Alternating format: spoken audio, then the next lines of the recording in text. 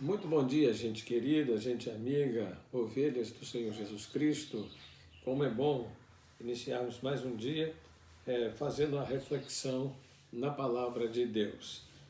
Eu quero cumprimentar você que também não é membro da igreja, mas frequenta a casa do Senhor, ou você que está acompanhando pelas páginas da igreja no Facebook, nos nossos grupos de WhatsApp da igreja. Que bom tê-lo conosco.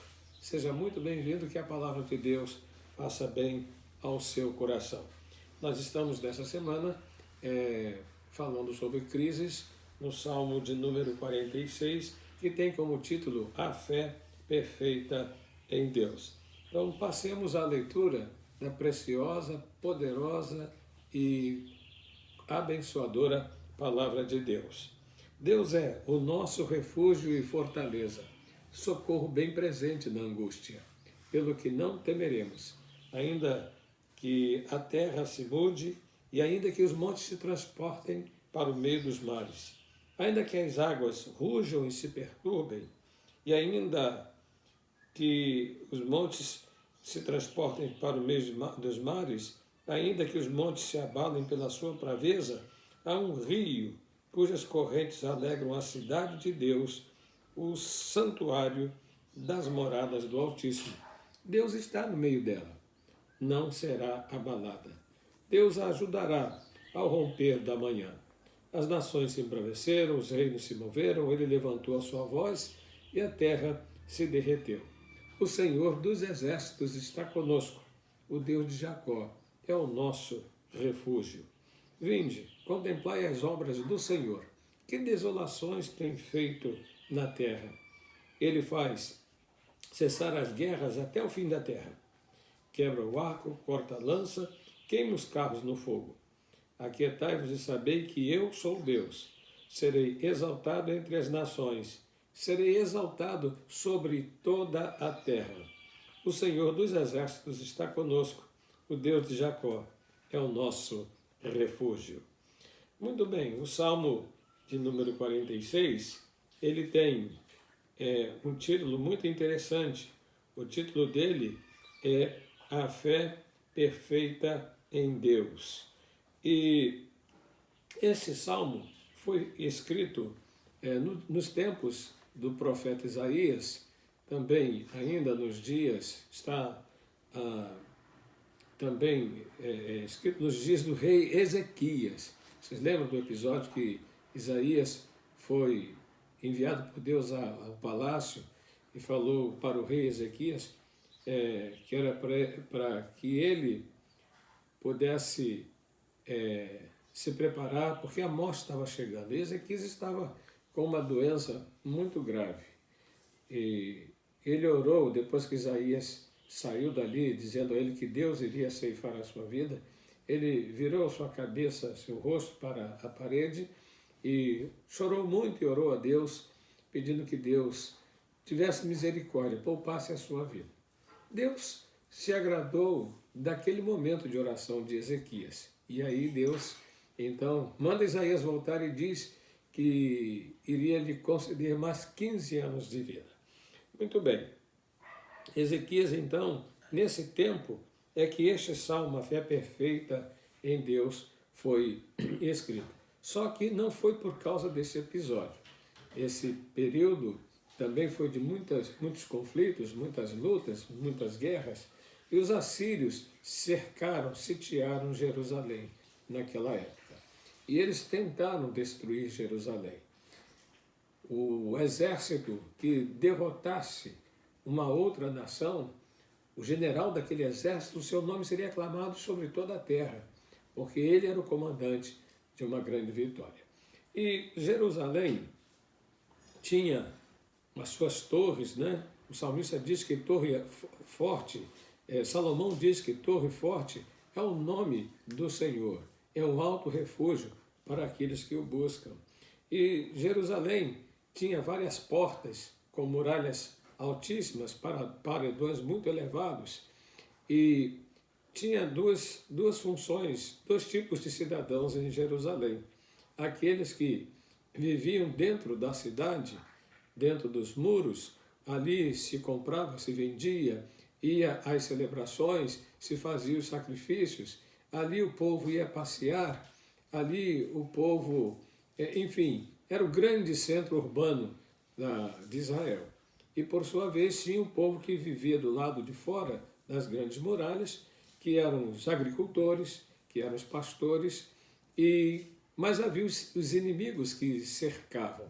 E nos altos dessas muralhas ficavam os soldados, sentinelas, que quando viam se aproximar os inimigos, tocavam trombetas muito altas, instrumentos muito fortes, e aí sim, quem estava do lado de fora tinha que correr para se abrigar em Jerusalém, ou dentro das muralhas. Interessante a gente observar que este salmo tem como temática a fé perfeita em Deus, mas ele tem a indicação de quem deve executar o cântico, os toques que iriam sacudir a cidade de Jerusalém. É cântico sobre a Lamote para o cantor Mor, entre os filhos de Corá. O cântico sobre a Lamote é uma expressão que significa que é um cântico de triunfo. Esse cântico teria que ser executado por um cantor oficial do reino. Mas o toque desses cânticos deveria ser tocado com instrumentos bem agudos. Eu fiz essa pesquisa e achei interessante isso. Além de ter um cantor com a voz bem forte, bem potente, também tinha que ser executado com instrumentos bem agudos. Obviamente que este cântico é um cântico de vitória. Este cântico de vitória, porque foi embasado nesta conquista que se operou por Israel tão somente pela poderosa mão de Deus, quando os assírios cercaram, quando a Síria cercou Jerusalém, cercou o povo de Israel. Nesta ocasião, vale dizer que Ezequias estava morrendo de medo. Ele estava morrendo de medo, porque ele sabia que o número de soldados no exército adversário era muito grande. O reino da Assíria tinha feito alianças com outros povos para invadir Jerusalém. Tudo porque sabia das riquezas que havia dentro da cidade de Jerusalém. Então a palavra de Deus nos mostra que os tempos de crise eles surgem, e este é um tempo de crise, nos dias do rei Ezequias, tempo de crise de vida ou morte, tanto para Ezequias quanto para boa parte, grande parte da maioria do povo. Então, esse cântico, ele exalta a confiança que Israel determinou no Senhor para vencer aquela guerra, vencer aquela batalha. É um cântico de triunfo. Diz que a fé em Deus, ela precisa ser perfeita. Ela precisa ser uma fé completa. Nós devemos descansar no Senhor. As crises, elas acontecem em todos os séculos. As crises acontecem em todas as décadas. As crises acontecem todos os anos. As crises acontecem todo mês. As crises acontecem todas as semanas. E, na verdade, a crise acontece todo dia. Todo dia nós nos confrontamos com situações que podem se tornar embaraçosas demais para nós, se nós não confiarmos em Deus. Neste caso aqui, foi a vitória de uma nação que determinou, por saber da sua fragilidade, da sua incapacidade, de saber que o poderio do inimigo era bem maior, com muitas alianças para a destruição, preferiu orar, confiar, buscar a Deus. Esta deve ser a atitude daqueles que confiam no Senhor.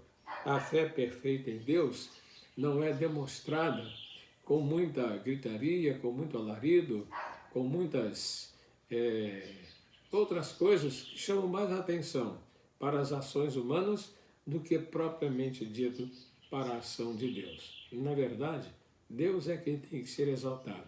Deus é quem tem que ser glorificado. Por causa da fé daquele povo, daquele rei, de que Deus daria o livramento.